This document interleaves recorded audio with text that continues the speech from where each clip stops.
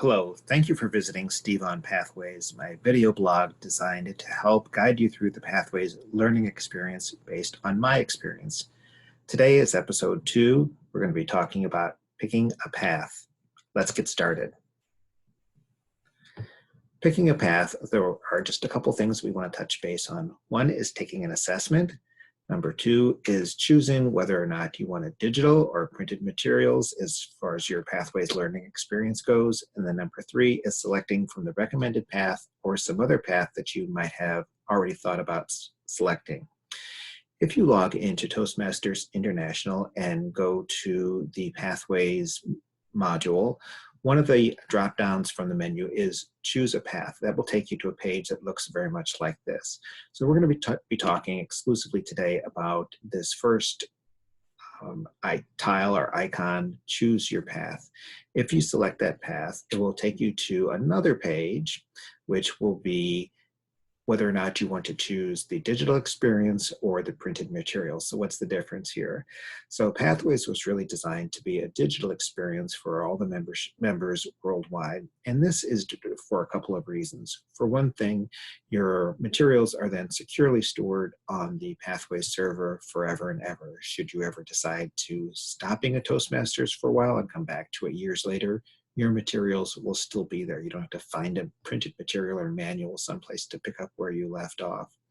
Also, there are some videos and things that are embedded in each of the learning modules that you can experience in all their vitality and robustness because you can access them digitally.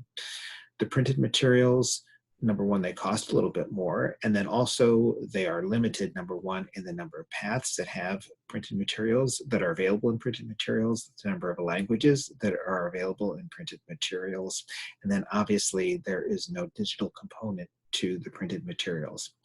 The last thing I want to point out here is that should you ever want to have a printed copy of the path or project that you're particularly working on, maybe you're the kind of person that likes to make notes in the margin, you like to read and reread through things, and it's not always convenient for you to be doing that online. You can always print out your project, and we'll talk about that a little bit later in one of the future episodes. But my recommendation is to select the online or digital experience. The other thing that I wanted to mention on this page, you can see first path free. When you join Toastmasters, you pay a $20 membership fee for the first time you join. And with that $20 membership fee, you get a free path. So you don't have to pay extra for that path. Now, if you choose a path and then want to start another path or some future path, or if you've already been a Toastmaster and are choosing to start a path in Pathways, you do need to pay $20 for an additional path or for some other path if you're not new to Toastmasters. One of the next things that I would recommend you do is take the assessment. So even if you've already kind of decided what path you're going to be selecting or wanting to work on, go ahead and take the assessment anyway. It only takes about 20 minutes or so at the most, and they just are very general questions about here's an example, select 3 topics you're interested in learning more about from the list below. Here's another question, I feel relaxed while giving a speech, strongly disagree, all the way to strongly agree. So one of the things I want to point out is that the assessment does have a little bit of a logic to it. So that in other words, if I say strongly disagree, my next question might be different than if I had said strongly agree. So the sequence of questions and the logic behind the questions is a little bit different based on how you answer each of those questions. So your experience taking the assessment may be slightly different than somebody else taking the assessment depending on their exact answers.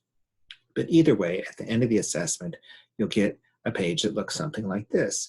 And it will give you a recommendation for the best match of a path for you based on the answers to your assessment. Then it will also give you 2 other options that are also good choices, but maybe not what would be considered a best match. You can choose from any of these 3 paths. However, if you've already decided that you want to do a path that's not one of these 3 suggestions, let's say these were the recommendations for me after taking the assessment, yet I wanted to do presentation mastery, because I really want to focus exclusively on public speaking and building my public speaking skills. If you look down here at the bottom of the page, there's a little drop-down arrow for additional paths. So that will take me to all the other paths that are not listed here in the recommended paths, and I can pick any one of those and get started. I don't have to pick what is in the assessment. So why we're taking the assessment is just a point of reference. It just gives you another perspective, and maybe once I'm done with presentation mastery, if that's the one I decide to go forward with, I'll remember that, hey, dynamic leadership was really one that the assessment said would be well suited for me. And you might be surprised at the answers you get by taking the assessment, or the recommendations for a path you might get after taking the assessment. So I strongly encourage it. It's free. You don't have to take the recommendation. It's just a point of reference.